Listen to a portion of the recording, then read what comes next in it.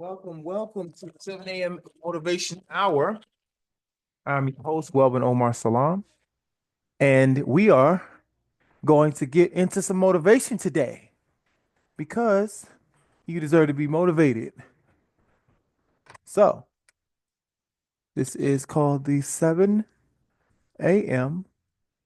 Motivation Hour.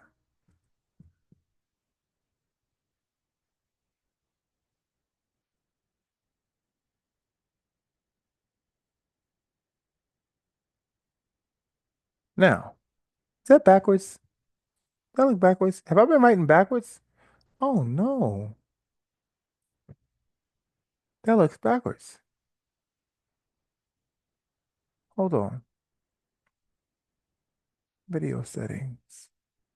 Mirror my video. We've been doing it backwards? No, that's not fair to y'all. Hmm. Okay. So, I had to mirror the video there. What makes a successful day? A successful day starts with gratefulness. And the ability to be grateful comes from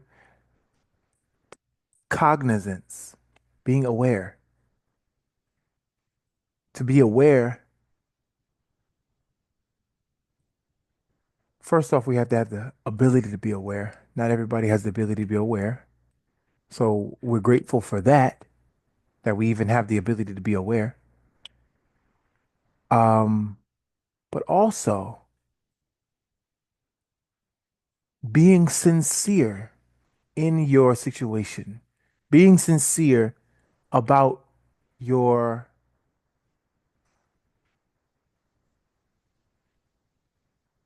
your being, your ways of being. So if you know you're a certain way, don't don't uh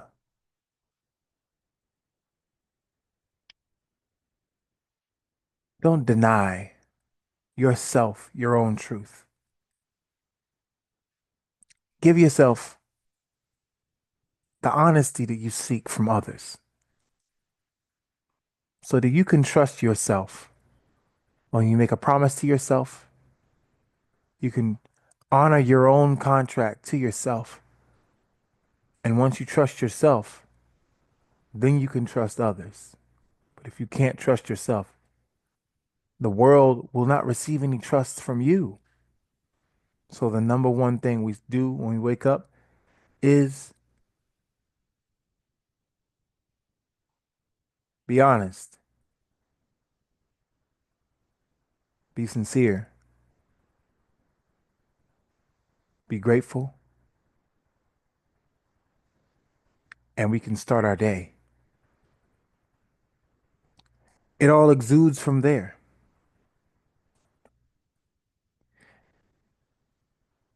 And be disciplined. We talked yesterday about discipline, the art of discipline, and how discipline can affect other disciplines. The smallest of disciplines affect the larger disciplines. So if we get the smaller disciplines correct, the larger disciplines, when they get there, won't seem so large. There was a story about a young boy who carried a young calf on his back up a hill many times. And over the years, the boy got bigger. The boy got stronger. The calf got bigger. The calf got stronger. The calf got heavier. But the boy didn't realize because he had been carrying this calf, which is now a bull, on his back. And I believe that was the story of, I had it on my tongue. I had it on the tip of my tongue. Hmm, forget the name, but that's the story. And he was strong enough to lift an ox because Little by little, he mastered the small disciplines. And over time, those disciplines grew to more weight on his back. If we could only not mind the struggle, don't mind. It's building you for something greater, for something grander, for something better, for heavier weight, to be able to pull a bigger load. On the flip side of that, subtleness and laziness uh, can keep us deprived and slip us into a coma of nonchalant nonchalantness. Nonchalantness will slip us into a coma. Nonchalantness will slip us into a coma of laziness, where then you are like the toad or the frog in the beaker. He's swimming around. No, in fact, they throw him into a hot beaker of water. He jumps right out. So they put him in a cool, nice and cool beaker of water. And he's swimming around, swimming around, swimming around. Then they put a low flame on it. So sad. He's nonchalant about it because it really doesn't matter. He doesn't feel it. It gets warm. He's like, oh yeah, this is nice and warm. Then it gets a little hotter, a little hotter, a little hotter. He doesn't realize because it's 1 degree at a time, so slowly that his nonchalantness about the 1 degree turned into his laziness to jump out immediately. And now it's at boiling, rapid boil, and he is cooked. So the subtleness, the subtlety of 1 degree turned up, it can either go to the our detriment or to our betterment, depending on the environment. Depending on the environment. So if we take those two things, we start out our day. How do we get, how do we start to have a great day? Well, we start with gratefulness. We start with honesty. We start with discipline. We structure our day. We look upon the last day's accomplishments and the last day's failures or uh, almost accomplishments, we'll say, and we'll formulate a new plan. We have to have a goal. We have to have a target. Any tree, excuse me, I say tree, any boat that does not have a goal, charted a course, like they say, may end up derelict on a small beach somewhere, on a stranded on some beach somewhere. But that's what Earl Nightingale said. Any ship you put a crew on it and a captain on it and a chart a course and they have their course, what type of destination do you think that they'll end up at? The intended destination or some random destination when they are diligently following their plan. And if something goes awry, they're there to reorganize it and restructure it and keep on course. Because things do happen along the way. Just because you have a plan doesn't mean you don't need to replan. Okay?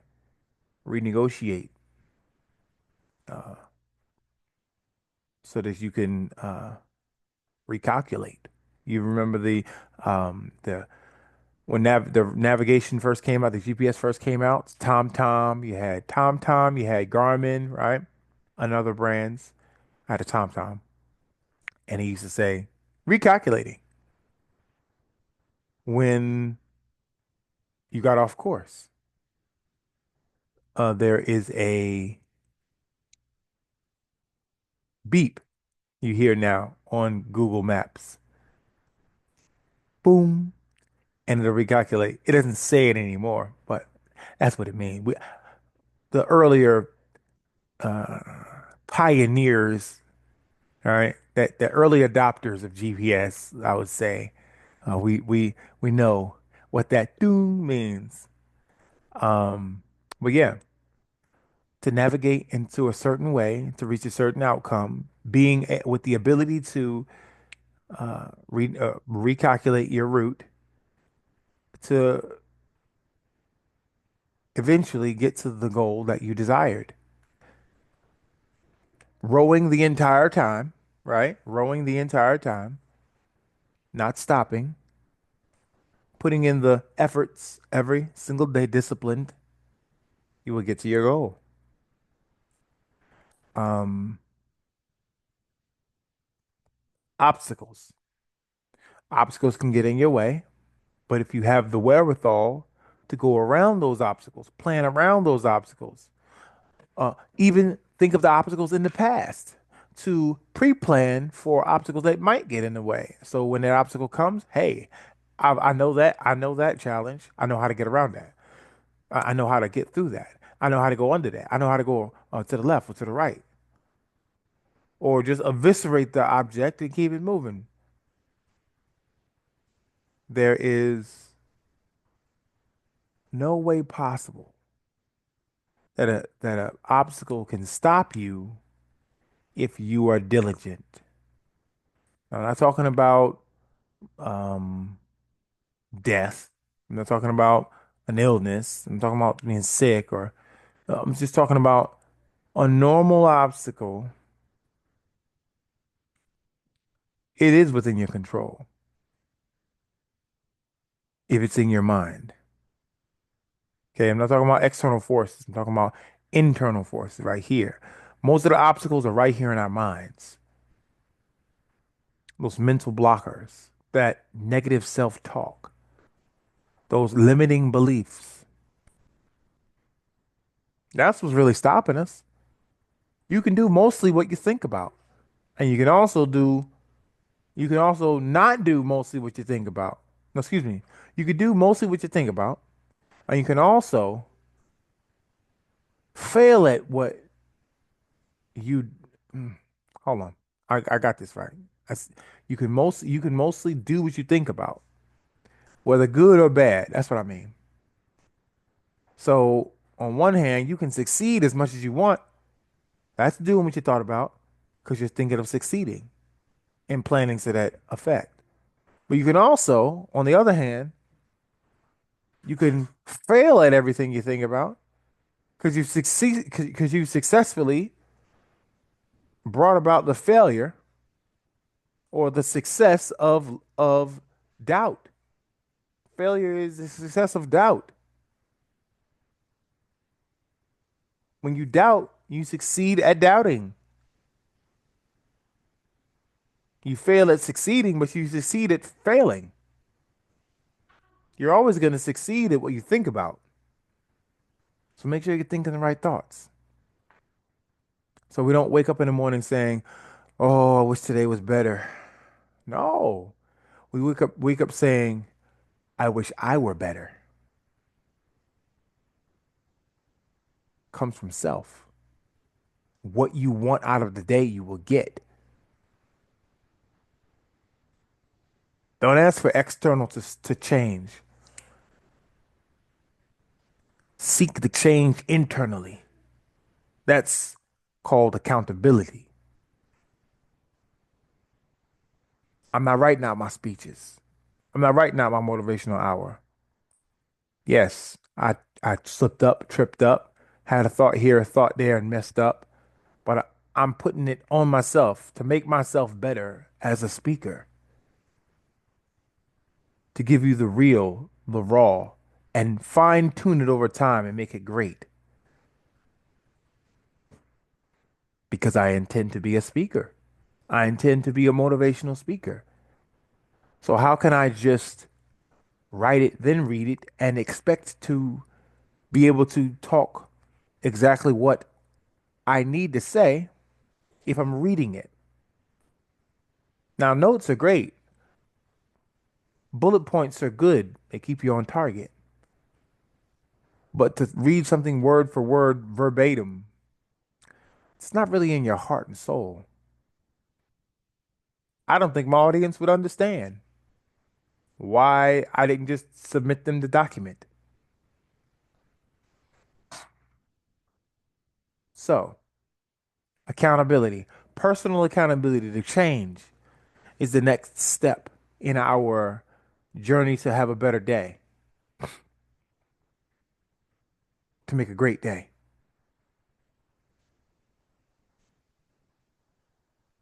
Why is it that some people get a lot in life and some people get less in life?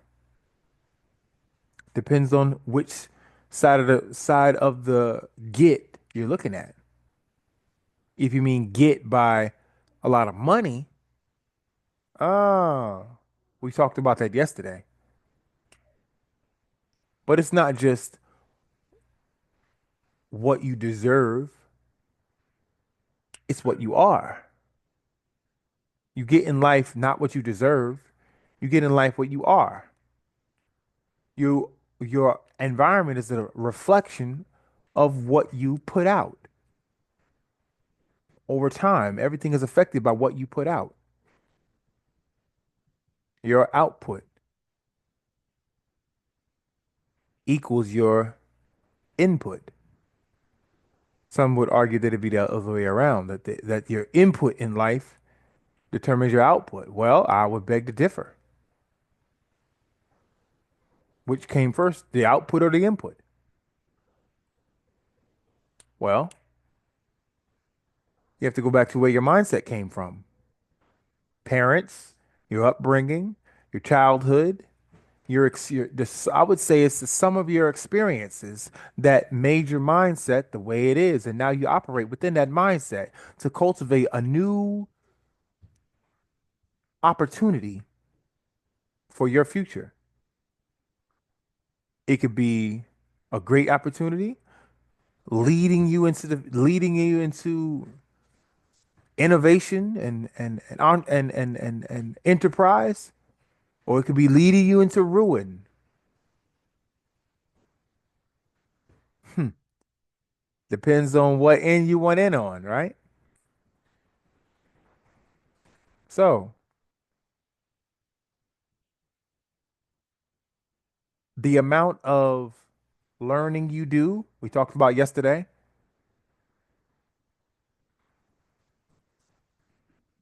is directly tied to how many problems you can solve, your ability to solve problems, which increases your value in the marketplace. So we're talking about how much money, how much you can make in a lifetime. So why people have little, why people have lots. That's what we went over. But today, we're talking about mindset and how your mindset, if it if it is one way, you will get one outcome. If it is another way, you will get another outcome. Is it possible that you can be a beggar, as they say, and turn into a billionaire? Is it possible? We know you can be a billionaire and turn into a beggar. So how about the other way around? Rags to riches. It's not every day that you find a story like that. Okay.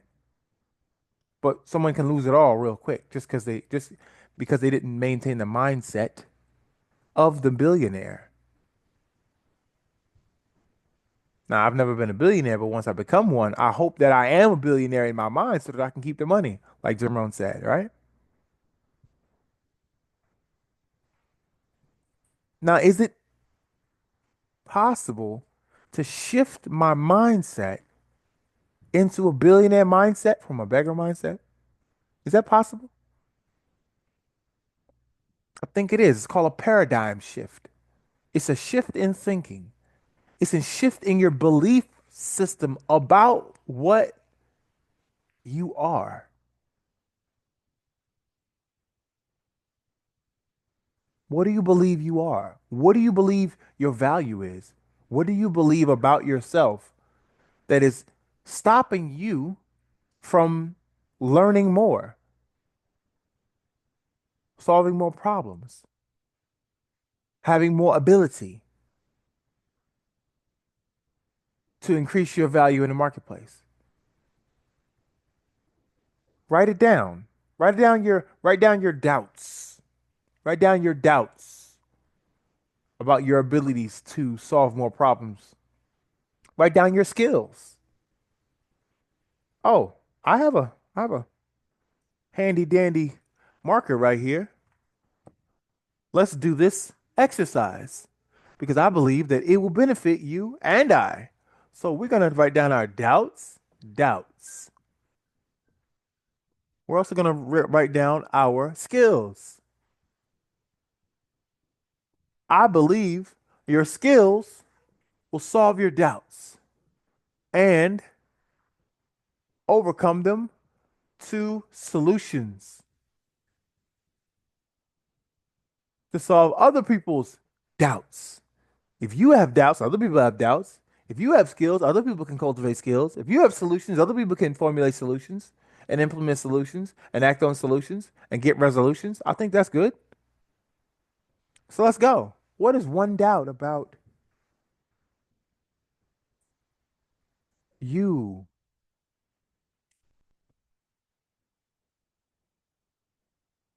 We're going to put three doubts up here. Let's put four. So, one doubt would be I'm not smart enough. Well, can you read? Well, yes. Okay, so that's a skill. I can read. What's the solution?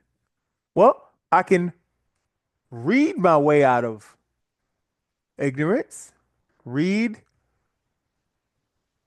to become less ignorant. And ignorant is not a bad word. Ignorant has a root word of ignore. Ignore just means you're not paying attention to it. That's why you're ignorant. When you pay attention to it, you're less ignorant. Okay, so read to become less ignorant. We're gonna underline that word ignore so you can remember that that's just a a that's the root word of ignorant. Okay. Now, what's another doubt? Well, maybe I'm just not good enough. I'm not. No, not even good enough. I'm not. No, this is a good one right here. I'm too old. I'm too old to learn. Hmm, interesting. There have been some people that graduated college at like 80 years old.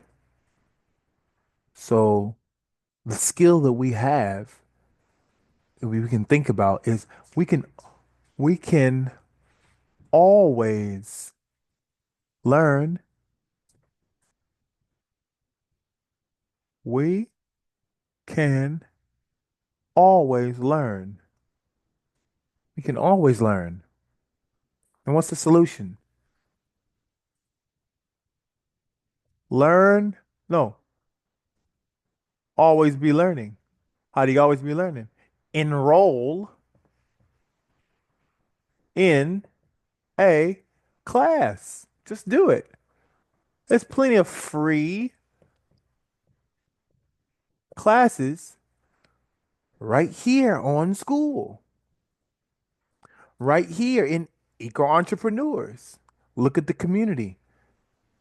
Where are we directing ourselves to? We talk about our our problems and our solutions, and we get input from other people in on the community. Did you go over to the classroom?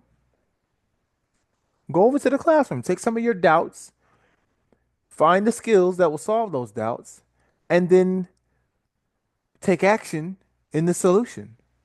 So, what's another doubt? Come on. I don't have the money. Come on. I don't have the money. Excuse me. I apologize. That was, excuse me. I don't have the money. Well, how'd you eat this morning?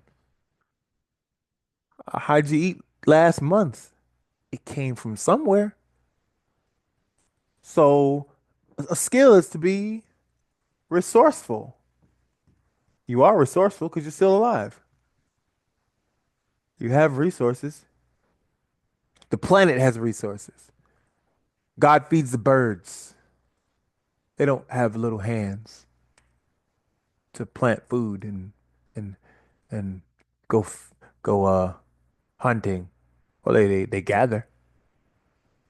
I think a bird can even fish with its beak. But look, they're resourceful. They don't have hands. They use their beak, right? They pick up the seeds off the ground. Uh, you don't have the money. Be resourceful. So, what is a solution to uh not having the money and being resourceful as a skill? Well, utilize, oops, utilize the resources around you, around you. Utilize the resources around you. Be albeit the uh internet, albeit the what? Social media,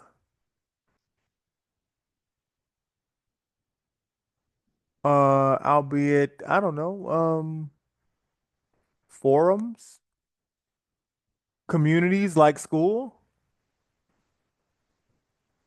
All right.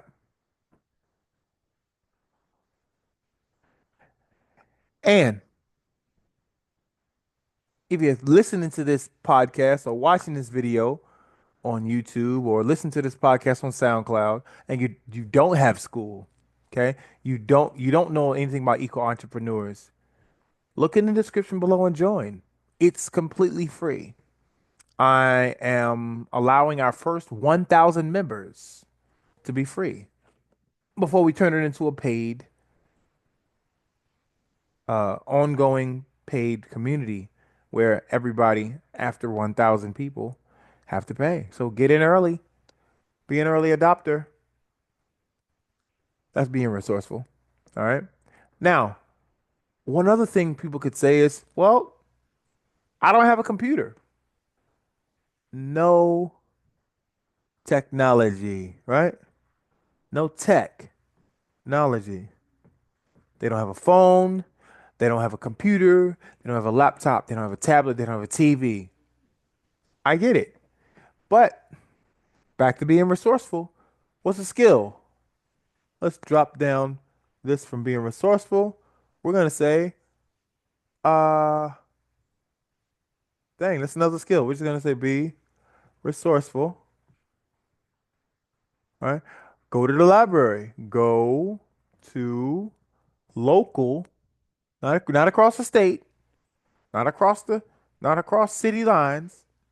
Go to the local library, even if you have to walk there. Okay? Everything won't be handed to you on a silver platter. That's not how life works. We can't expect that. We can't teach our children that. We can't. We have to learn life. We have to live life on life's terms. If you get lemons, best you make lemonade or you will starve or you will thirst to death. You get bread, best you know how to make peanut butter and jelly or you will huff that bread down, uh, uh, just like that. Okay, no sandwich. Now, until you get to have better, understand the small things you have until you can get better. And then when you get better, don't act like that's disposable because you'll be back to square one. Remember the millionaire mindset? Have to become the millionaire. Or if you get $1 million, you gotta maintain the millionaire mindset, or you lose all the money. Same thing with the bread and filet mignon. Same thing. You you have to treat it just as gentle as unique. What's the word? Not unique. I'm looking for treat the bread like it's filet mignon. Treat the filet mignon like you did the bread, and you will never, in your mind, be taking advantage or taking for granted what you have. Hmm? You won't lack, even if you go back to the bread from filet mignon. Some people like filet mignon. Some like people like, you know, just something high end. I'm just saying filet mignon just as an example, but you continue that gratefulness mindset, right? And you will not lack. You will not lack. Even if you have less physically, you still have a lot mentally. You still have a lot spiritually. You still have a lot emotionally. Okay? Even a person that doesn't have money can iron their clothes like they have money. Hmm? Can mend the holes in their clothes and press it with an iron and make sure that it looks nice. Why? Because he's getting his next deal.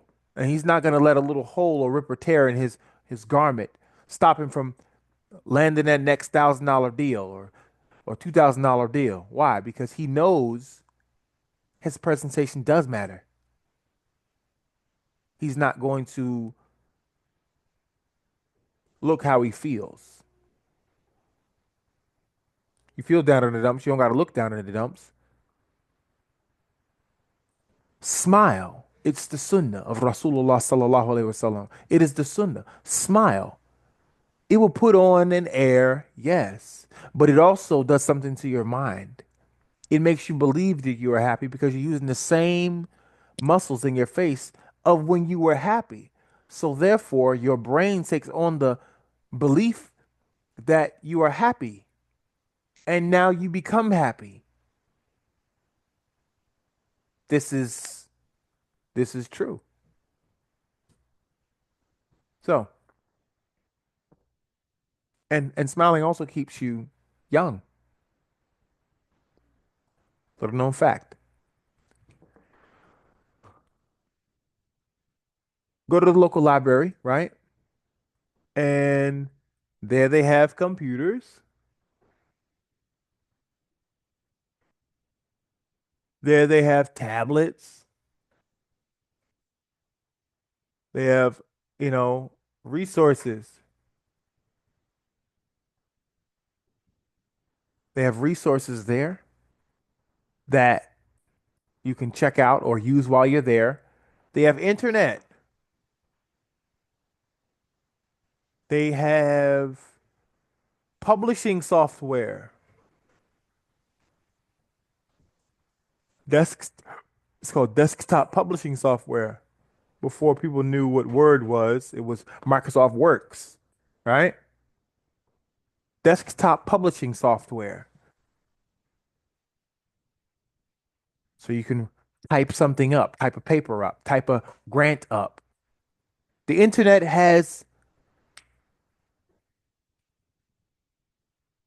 something at its disposal that it has never before since in the history of humankind had AI. You don't know how to do something? Ask. Ask how it's done. There is an anthology of information online. All you have to do is pose the question. I don't know how to. Well, just be resourceful. and ask the question, how do I? Da da da da da. But if you never ask, how do I? You never know. You never know the steps of how to get it done. You have doubts? No, excuse me. You want solutions? Well, ask those who have skills or ask the question, but don't get blindsided by your doubts and never ask the question to be able to find the solution. These three things, skills, doubts, and solutions, or doubts, skills, and solutions, are an echelon apart. One builds on the other.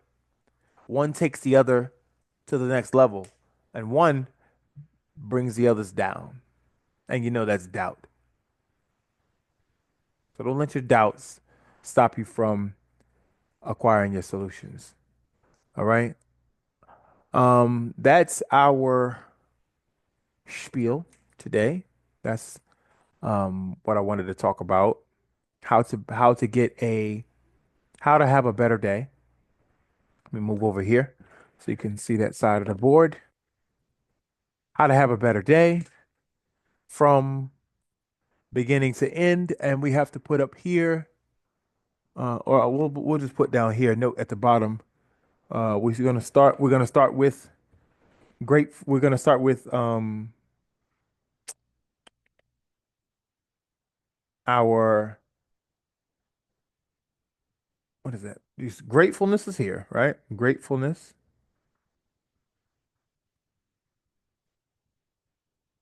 And here we have gratefulness, and we have um honesty, honesty, gratefulness. What else do we talk about? Discipline.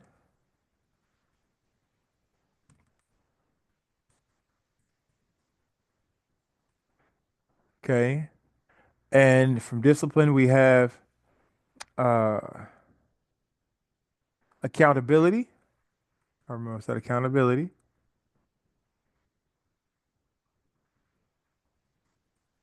And from accountability, we have, I didn't talk about this one, consistency,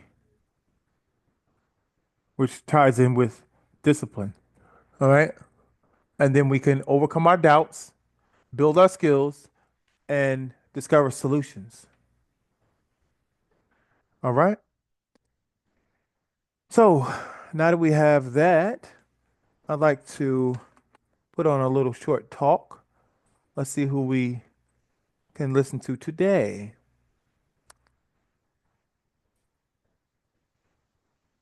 I'm thinking about somebody funny. Okay. I'm not gonna lie. I want to listen to Art Williams.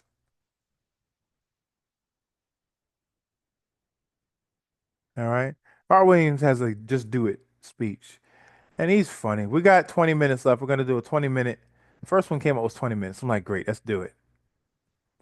Art, let's go, Art. I'm gonna go ahead and share our screen here. Share our screen, share sound. Okay.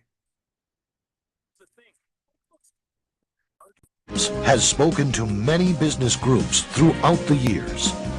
The following speech was delivered to the 1987 National Religious Broadcaster Convention and has become a classic example of Art's philosophy on winning in business.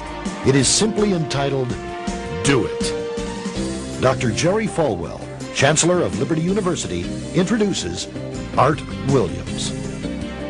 15 years ago, he was a high school football coach. His wife, Angela, was teaching English in high school.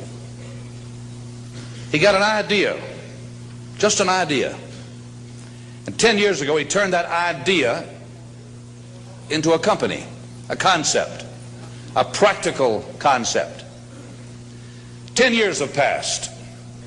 150,000 people work for him now. Last year, he sold $77 billion worth of insurance. This year, 100 billion. That is more than Prudential and New York Life, number 1 and 2, combined in 10 years. He's from Monroe, Georgia. He has the dialect to prove it.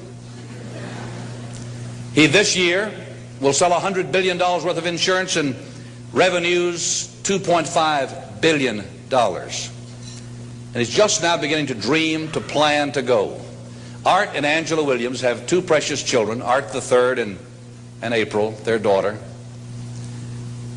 He is chairman of the inner council, the inner circle of our ministries, and a personal and a dear friend. He is a born-again Christian, as each of his family members, but he's an entrepreneur. And Dr. Armstrong has asked him to come tonight and talk to you about what he knows most and best about.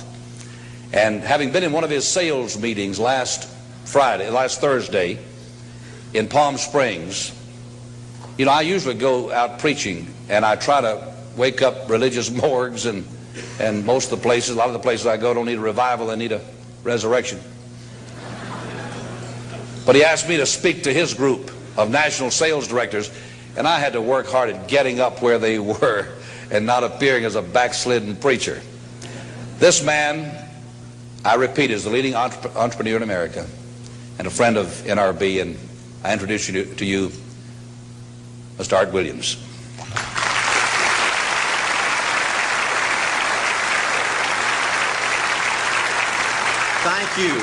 Thank you, Jerry. And I tell you, I don't know if I've been this nervous in a long time. This is the most intimidating thing that I think's ever happened to me. An old dumb South Georgia football coach speaking to a bunch of TV personalities like many of you, many great evangelists in the audience, and who put me between Falwell and Swaggart on the same night just totally blows me away. But I'll try to give it my best shot. I was asked to talk to you about how to win in business. I think it's a good subject for you to think about, because I believe business in America is in a crisis situation today. All you have to do is read the paper and every month see our trade deficit, and it's just a very depressing situation. And to speak to you about how to win in business, there's a lot of obvious things I could talk about. You first have to find a need. You've got to fill a need for a consumer out there. You've got to have a market. You've got to have somebody to sell your product or your service to. You've got to, if you really want to get big and win big, you've got to have a uniqueness. There's got to be something a little bit different from you than all of the competition out there. But by far the most important thing you've got to have to win in business in these United States today is a very unique kind of mental toughness. I believe the difference in winning and losing in the free enterprise system is so small, it's almost too scary to talk about.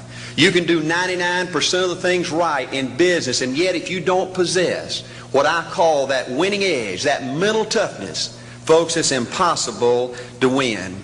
I believe the thinking in corporate America has been screwed up over these last 20 or 25 years. And I believe this screwed up kind of thinking started in our big liberal universities today. I believe a college degree in business from most universities today is not worth the paper it's written on. I just had a son graduate from the University of Georgia a few months ago. The reason I think that is because most of these professors in most of these universities today hadn't got enough common sense to get in out of the rain. They don't have any idea what it takes to win out there in the real world. They deal in a bunch of theory. These people have tried to fill up corporate America with this kind of thinking. These are the special people. If you're born rich, if you're born on the right side of the track, they rule you, the privileged class in America. If you're born poor from an average, ordinary background like I came from, they say you're supposed to give up all your big dreams and all your big ambitions and all your big hope. If you have a high IQ, they rule you brilliant. If you have an average IQ like me, they say you ought to drive a truck or be a janitor. Well, bull. That ain't the way. That ain't the way it is, and that ain't the way it ever was. They ain't nobody ever designed a test, nor will they design a test that can measure the heart of a man or a woman. The things that are unique to winning in business in America today are not outside artificial things like IQs, college board scores, college degrees, and stuff like that. The key to winning in these United States is what's inside a person. It's your integrity. It's your people abilities. It's your character. I believe in developing this winning edge. I've got 10 or 12 points that I won't be able to go over with you tonight, but let me just give you a flavor of what I think you've got to do to succeed in these United States. Number one. See what I'm saying? That's amazing. Let's keep it going. That's right. You got to get excited. Folks, I don't believe anybody will ever tell you anything more important than this in winning in these United States. 90+% of winning in anything you try to do in America today, you got to be excited. People in America won't follow or believe in a negative, dull, disillusioned, frustrated dadgum crybaby. People want people that are positive and excited and enthusiastic and tough. The greatest definition I ever heard, I thought about this 10 million times when I wanted to quit along the way of a winner. This guy said almost everybody in America can stay excited for 2 or 3 months. A few people can stay excited for 2 or 3 years. But a winner will stay excited for 30 years or ever how long it takes to win. Another key to building this winning edge and this mental toughness is you got to become a dreamer again. You know, I'm a Methodist, and we just changed ministers a few weeks ago, and our new minister came in, and the church was just packed. And the first thing he said, well, it looks like everybody came out to see the monkey perform. And the second thing out of his mouth, he said, for a church to be a great church, you got to have a dream. If you don't have a dream, you're dead. And boy, I sat up and I said, man, me and this guy are going to get along good because he knows what he's talking about. See, folks, I believe in order to win, you got to feel good about yourself. When I was coaching football for 7 years back in Georgia, and I had a paddle in my coaching office, and it was about this thick and this long. And in the fat end, I had little holes bored in it so you could really get some speed and blister their little butt, you know, when they misbehaved. And I had a rule on my football team that if any kid said, I can't, if any football player heard one of my football players said, I can't, he got to bring him in the coach's office and give him 3 licks. And it took me about a month to get all that thinking out of my players every year, you know, and I'd have football players knock on my door at recess and at lunch and after school. And he said, Coach, he said it. Coach, he said it. And I'd make that kid bend over and I'd give that other kid the board. He'd bust him 3 times. And folks, it didn't take long. You couldn't create a word game to get one of my kids to say I can't. Bring it home a little bit more personal. When April and little Art were just this little and could understand words, every time they said I can't, I made them do 3 push-ups. Folks, there ain't nothing you can't do in America if you want to bad enough. Another key in building this winning edge is, folks, you got to stand for something. People in America, the good people in America, are fed up with these dadgum fence sitters and mealy mouths. Corporate America has an especially black eye in business today. Most people in America think you can't find a company. They think you can't find a salesperson that'll tell you like it is and stand behind their word. They think these companies will sell anything, say anything, just to make a sale, just to make a profit. Well, you know what? Folks, if you want to win in the free enterprise system in America today, you got to stand for something. And another point, thank you, yes, you're going to be controversial. Folks, if you want to win in these United States today, just get ready. You're going to be controversial. The only way not to be controversial is to be average and ordinary. They just call me anything but average and ordinary. Now, I know some of you might say, well, you know, I don't think I like Art Williams. You know, he sounds like an old tough butt to me. Well, folks, I'm telling you, you can be good and tough at the same time. I bet nobody's ever talked to a religious broadcaster like that. Bob Casey told us, I want to be held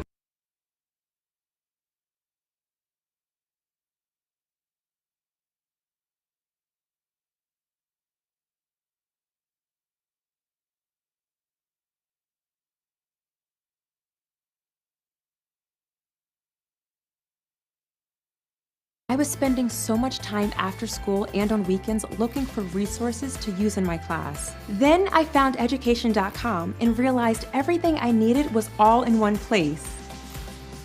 Worksheets, workbooks, science experiments, games, even pre-made lesson plans for specific topics I was teaching. Whenever a holiday like Halloween or Earth Day came up, I would log onto education.com and find dozens of relevant printables and hands-on activities for my class. They offer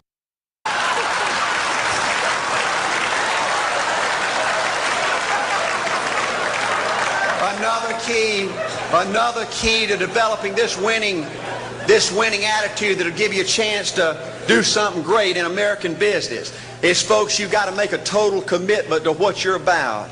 Do you know the American people have lost their toughness? They've lost their ability to make a commitment. See, folks, in trying to win in business, you're just going to have so many false starts. You think you get it going time after time, and you just get knocked back to ground zero, and it's your ability to compete, to pick yourself up off the mat one more time, to go for it one more time, that's going to determine success or failure. You know, we've got a divorce rate in America some 50% right now. You know, it just seems like that people that go in business today, they have an attitude, well, I'm gonna stick my toe in it.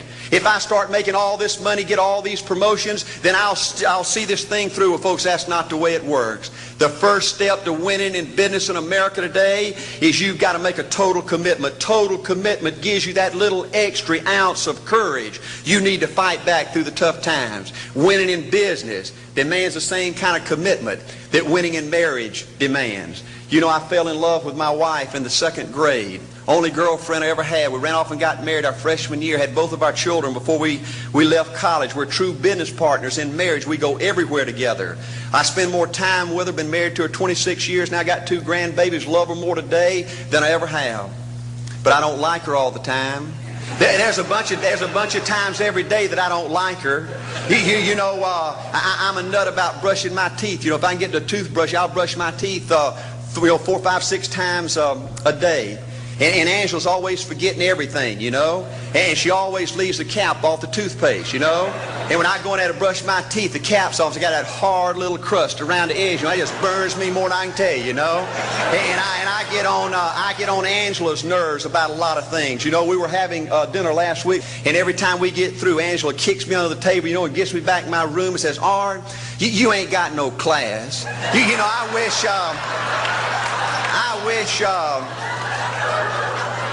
wish, Art, you could learn to eat with your mouth closed, you know. But see, folks, if you want to win in business, everything's not going to work out like you want it to, but you got to be committed. I want to have great kids. I want to have a wonderful relationship. I want to have tremendous grandbabies. Another key in building this winning edge in business is you've got to learn to treat people good. Another thing that these universities pollute America, corporations with, is this attitude, you better not get to know your employees. You better not become friends or get to know the spouse or the children of your employees, because you might have to fire them, you might have to reassign them. And if you're close friends, you can't manage people in a tough-minded way. Bull. Folks, the only way to manage people and get the most out of people is treat them good. Learn to love them and care about them. Yes, it hurts from time to time, but it's the only way. You know, everybody you work with in business, you've got to look at them and pretend there's a flashing sign on their chest. And everybody's asking you, make me feel special. Make me feel important. Say something good to me. I want to be somebody. Another key of winning in business in America. Let's write that down. Let's write that down. I need my pen. I need my pen right now. I just heard a golden nugget from Art Williams that I have to remember in business. Everybody has a flashing sign on them. Oh, we gotta hold on. We already got this. Let's rate this. Hold on. I'm put this on my board. This is a solution. This is a solution to how to treat people better. When you look at somebody, you want to look at them with that flashing sign on them that says, treat me like somebody. Right? So it's so simple. Treat me like I'm special. Special. Say something nice to me. Say something nice to me. What else did he say? Let's back that up. I gotta hear that again. Today is for me. I want to feel special on their chest. And everybody's asking you, make me feel special. Make me feel important. Say Mm-hmm. Make me feel special. Make me feel important. Isn't that what you want? Isn't that what everybody wants? All right, let's listen to him. say something good to me. I want to be somebody. Say something good to me. I want to be somebody. Hold on. Wow, I'm about to. Okay. Say, oh, not nice to me. Say something good to me. Good to me. I want to be somebody. Not treat me like somebody. I said I want to be somebody. See how my brain played a trick on me. All right. I said treat me like I'm special. Say something good to me. Or not treat me like I'm special.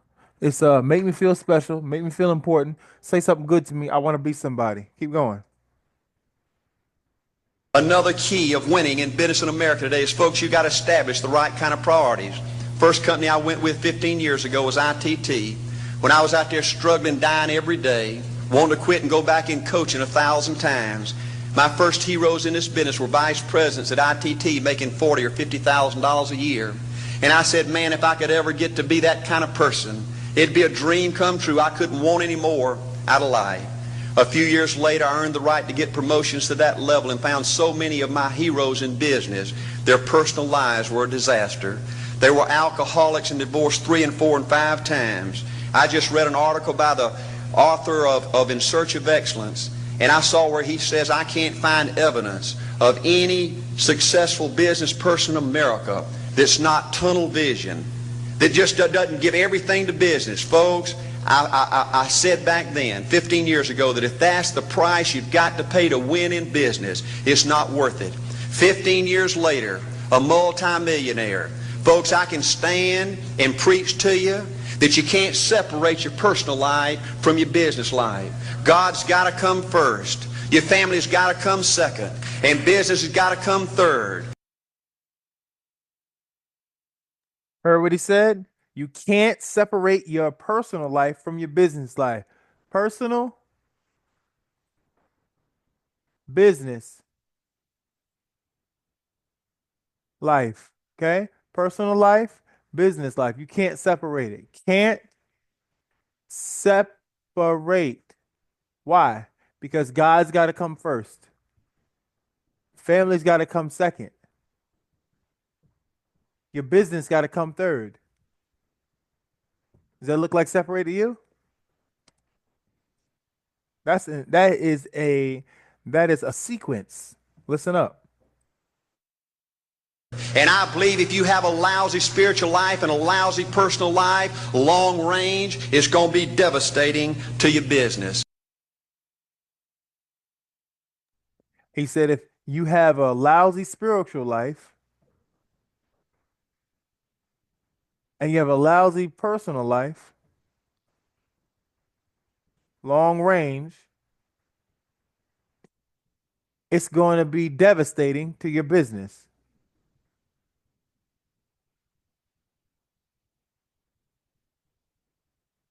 Because that's just how it goes. It's all connected. It's not disassociated.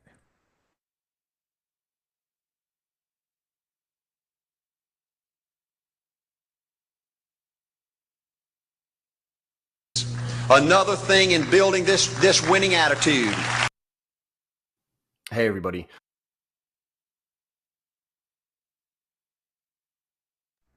All right, so another ad came on. We're at right around 59 minutes. I'm going to close out. I'm going to close out by showing you our ad. Okay.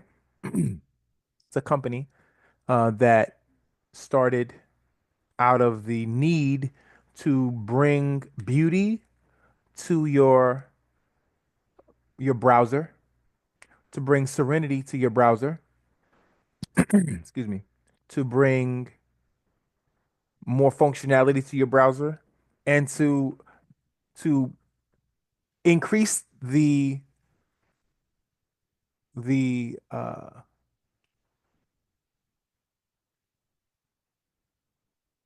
increase the eyeballs. I'll just put it bluntly. To increase the eyeballs on different brands. Okay?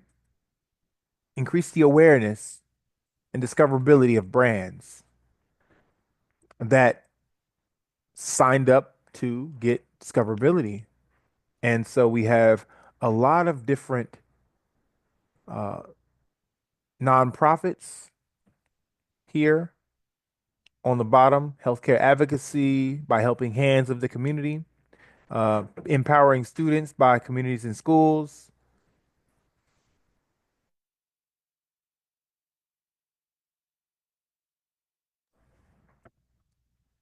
We have supporting survivors on Operation Pretty Things. We have Exceptional Children by the CDC, the Child Development Center.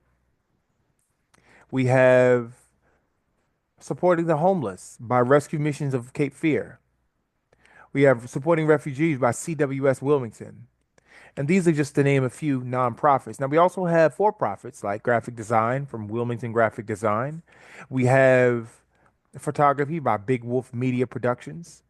We have IT staffing agencies by Abdu Salam Infotech Staffing. All right. And these are some of the for profit companies. So they're interwoven in there. Everyone has a shot.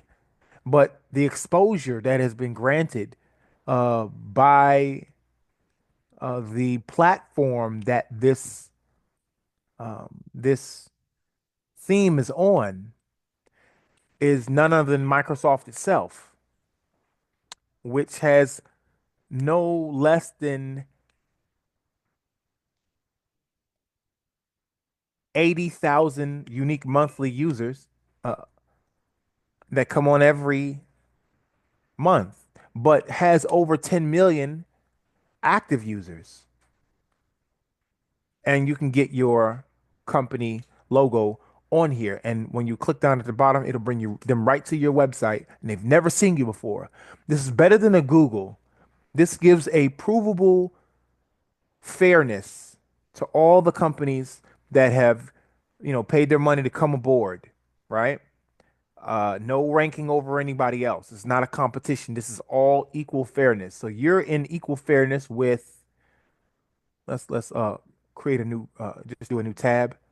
As you can see, you're in equal fairness with uh peer recovery resources, or the Yoga Village, or Family Promise of the Lower Cape Fear. Let's open another one. You're in equal fairness with Catholic Charities of the Diocese of Raleigh, Cape Fear region. You're in equal fairness with uh, a Safe Place. Let's open another one. You're in equal fairness and exposure to the Salvation Army, with Salvation Army, um, uh, CCLCF, Cape Community Care of the Lower Cape Fear, all right, or Cape Fear Collective, or FSN of North Carolina, or Cape Fear Habitat for Humanity. Okay, you're in equal fairness of exposure with other big name nonprofits. Why? Why did I do it like that? Well, so that it could be fair. I believe in fairness. And sometimes it seems unfair that you don't know search engine optimization, but you're good at your craft. That you don't know social media, but you're good at your craft. You have heart and soul in what you do, but you're just not a tech person.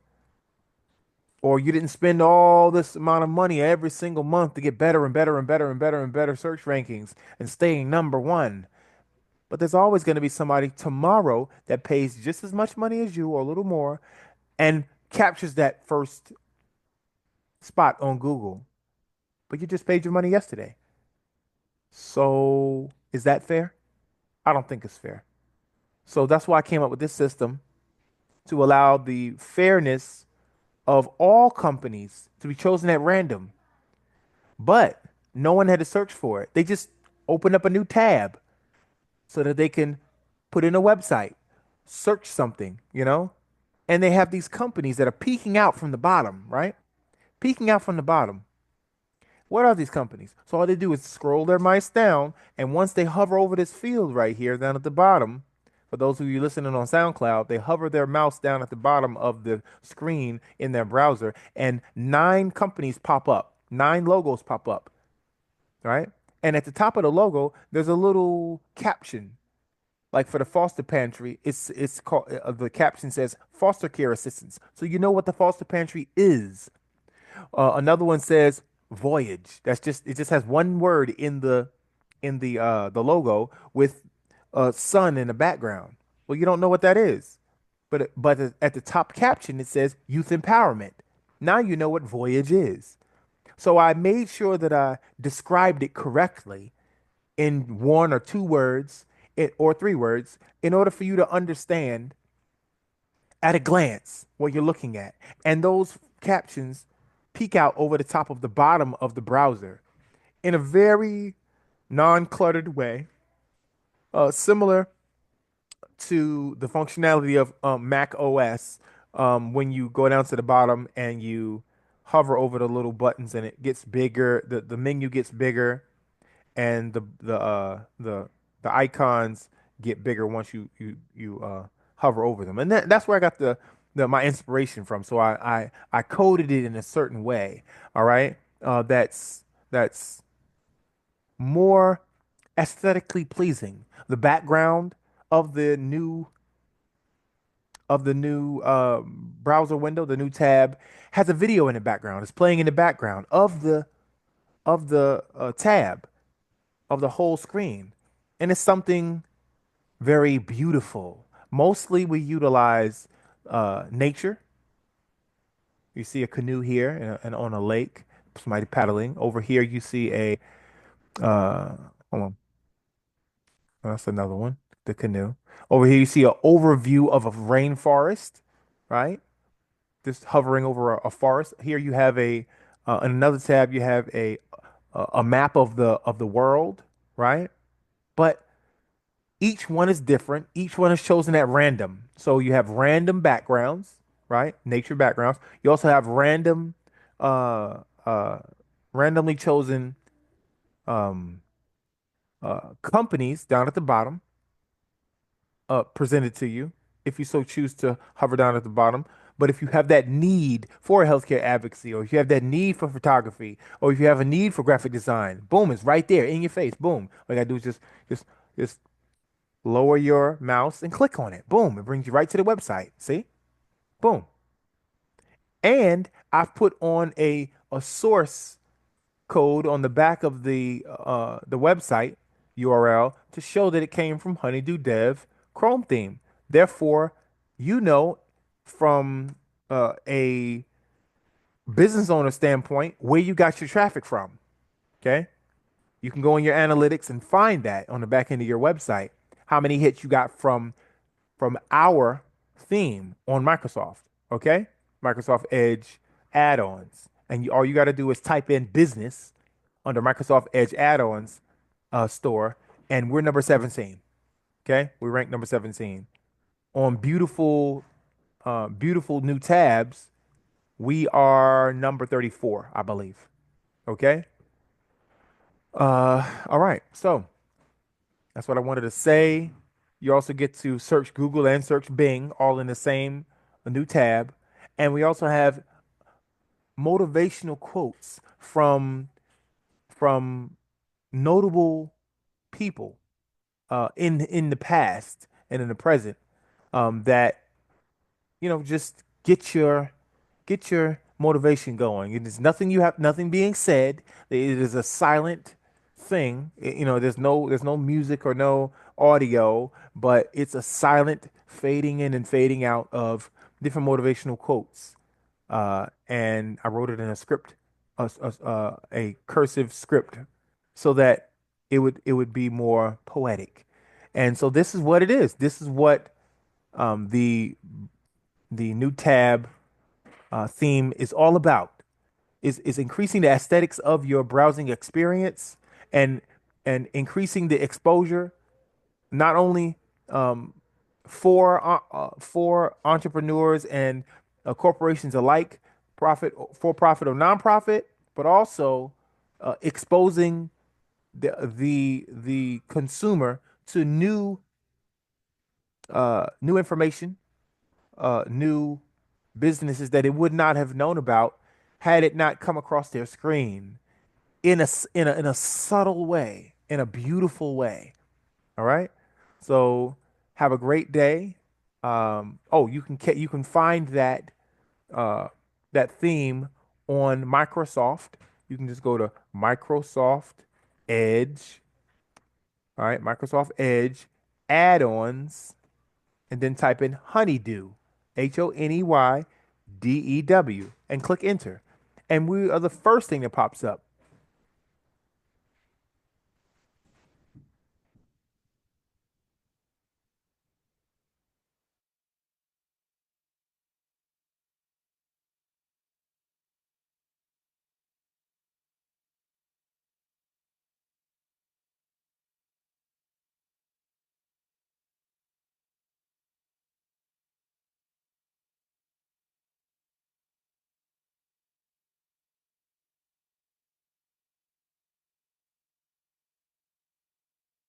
So right here, hold on. This is, let me see what happened. Copy. We're going to go to Google. Aha, Google.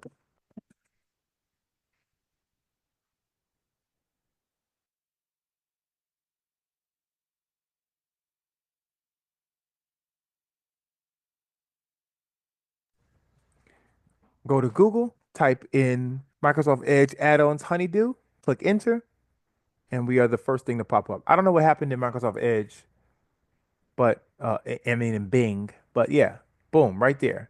We're even on Softonic. They even have us on, oh, I'm sorry, that's not us. Do do do do do do. Right here. Honeydew Business Tabs Video Theme. This theme provides a sleek and professional look to your Microsoft Edge browser, featuring video-themed backgrounds on your new tab page. Very simple, and go ahead and download it. All right. Looks like this. We have some screenshots on here. We even have a video of you utilizing it right here.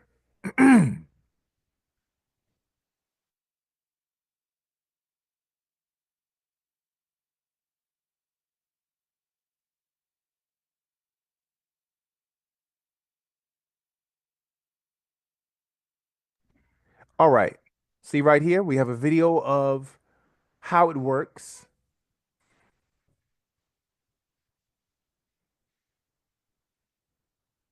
And yeah, it works. So you have a great day, everybody. And I'll check in with you 7 a.m. tomorrow. We'll have the we'll have the 7 a.m. motivational hour. Have a great day. Take care. Bye bye. And see you later.